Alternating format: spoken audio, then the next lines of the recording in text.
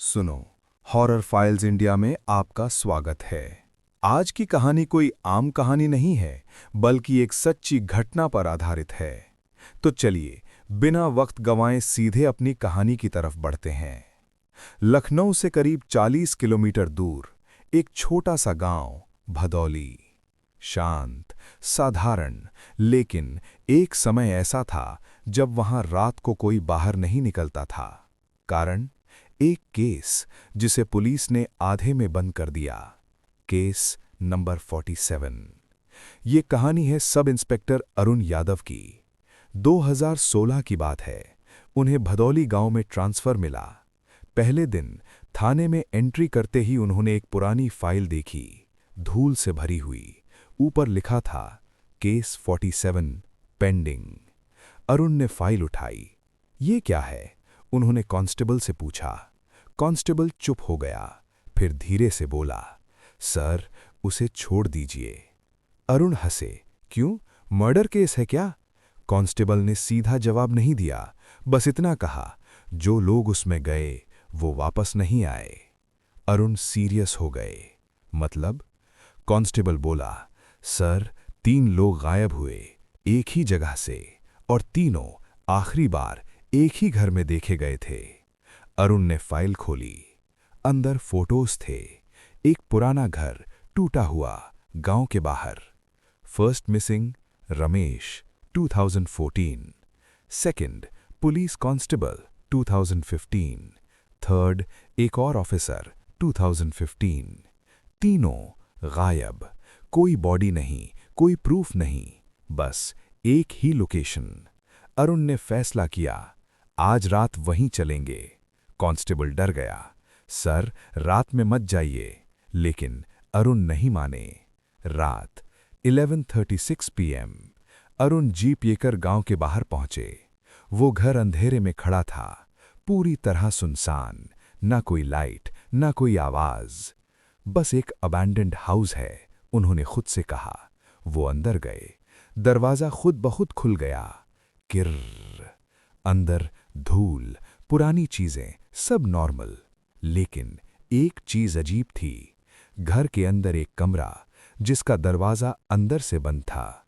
अरुण ने दरवाजा खोला, और जो उन्होंने देखा, उनकी सांस रुक गई। कमरे के अंदर दीवारों पर कई नाम लिखे थे, और उन नामों में एक नाम अभी अभी लिखा गया था, अरुण यादव, और उसके नीचे तारीख, आज की। तभी कमरे के पीछे से आवाज आई, अब तुम आ गए। कमरे के अंदर दीवार पर लिखा नाम, अरुण यादव, और नीचे आज की तारीख। अरुण वहीं फ्रीज हो गए। ये किसने लिखा? तभी पीछे से आवाज आई, हमने। अरुण ने तुरंत मुड़कर देखा। कमरा खाली, कोई नहीं। लेकिन अब वो अकेले नहीं थे। उन्हें साफ महसूस हो रहा था, कोई है। कौन है? उन्होंने जोर से पूछा। कोई जवाब नहीं। बस दीवार पर धीरे धीरे एक और नाम लिखना शुरू हुआ, जैसे कोई इनविजिबल हाथ लिख रहा हो। अरुण की आंखों के सामने रमेश, फिर उसके नीचे कांस्टेबल सुरेश, और फिर इंस्पेक्टर वर्मा। तीनों नाम जो फाइल में थे। अरुण के हाथ कांप गए। ये कैसे? अचानक कमरे का दरवाजा खुद ब खुद बंद हो गया। धड़ाम। अंधेरा। पूरा कमरा काले अंधेरे में डूब गया। अरुण ने टॉर्च निकाली, लाइट ऑन की, और जैसे ही उन्होंने सामने देखा, उनका दिल रुक गया। कमरे में अब वो अकेले नहीं थे। 3 लोग खड़े थे। एक जो खून से लथपथ था, दूसरा पुलिस यूनिफॉर्म में, तीसरा आंखें पूरी काली। तुम कौन हो? अरुण ने कांपते हुए पूछा।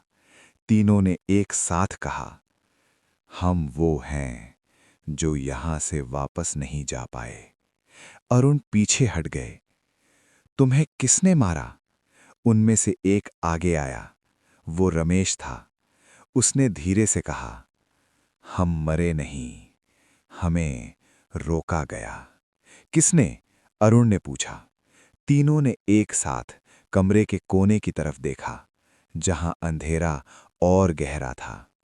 अचानक वो अंधेरा हिलने लगा, जैसे कोई उसमें खड़ा हो, और धीरे धीरे वो शेप लेने लगा। एक इंसान, लेकिन पूरा काला, चेहरा नहीं, बस खाली। अरुण की सांस रुक गई। ये क्या है? रमेश ने धीरे से कहा, ये घर इसका नहीं है, ये इसका है।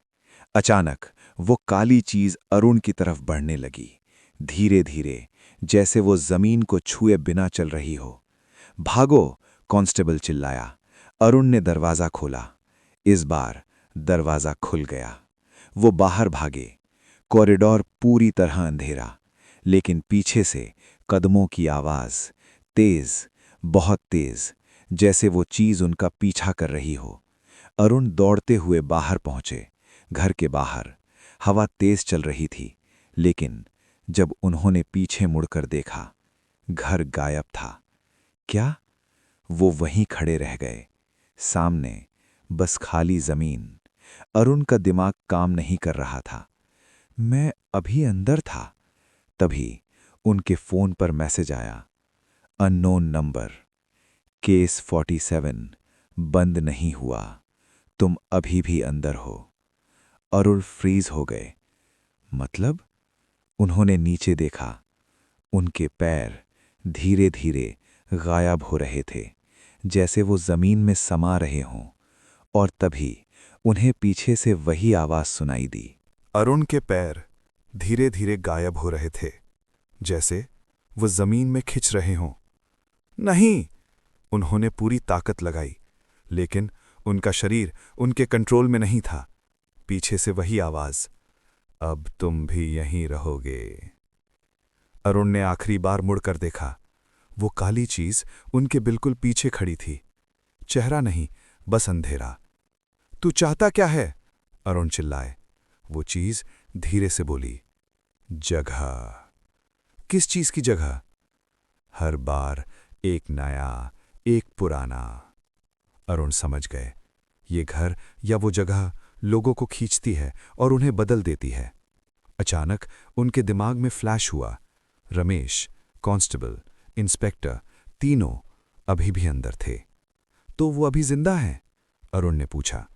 काली चीज हंसी, जिंदा या फंसे हुए? अचानक अरुण पूरी तरह जमीन में समा गए।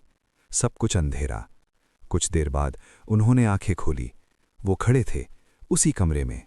दीवार, नाम, सब कुछ वही। उन्होंने खुद को छुआ। वो अब नॉर्मल थे। मैं वापस आ गया। लेकिन तभी उन्होंने दीवार की तरफ देखा।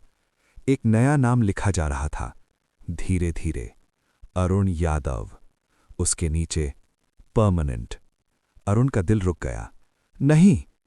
उन्होंने दरवाजे की तरफ भागा, खोला, लेकिन बाहर वही कॉरिडोर, अंधेरा, कोई रास्ता नहीं। मैं फंस गया।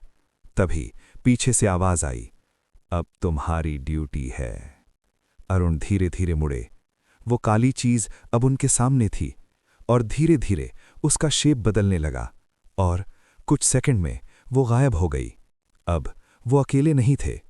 कमरे में रमेश, कांस्टेबल, इंस्पेक्टर और अब अरुण भी। कुछ दिन बाद थाने में वही पुरानी फाइल, केस नंबर 47। एक नया ऑफिसर आया। उसने फाइल उठाई। ये क्या है? उसने पूछा। कांस्टेबल चुप रहा, फिर बोला, सर उसे छोड़ दीजिए। लेकिन वो ऑफिसर हंसा। देखते हैं। रात 11:36 PM वो भदोली पहुंचा, वही जगह। इस बार घर दिख रहा था। वो अंदर गया, दरवाजा खुला, और अंदर दीवार पर नाम लिखे थे, पुराने और नए, और सबसे नीचे एक नया नाम लिखना शुरू हुआ। धीरे धीरे उस ऑफिसर का नाम। लखनऊ के पास आज भी भदौली गांव में एक केस है जो कभी बंद नहीं हुआ, क्योंकि वो केस फाइल में नहीं, उस घर में चलता है। और अगर तुमने कभी उस फाइल को खोला तो हो सकता है अगला नाम तुम्हारा हो। आज की कहानी यही खत्म होती है, तो वीडियो को लाइक ज़रूर करें, हॉरर फाइल्स इंडिया को सब्सक्राइब करें और बेल आइकन दबाना ना भूलें। हम फिर मिलेंगे एक और डरावनी कहानी के साथ। उम्मीद है आपको वीडियो पसंद आया होगा।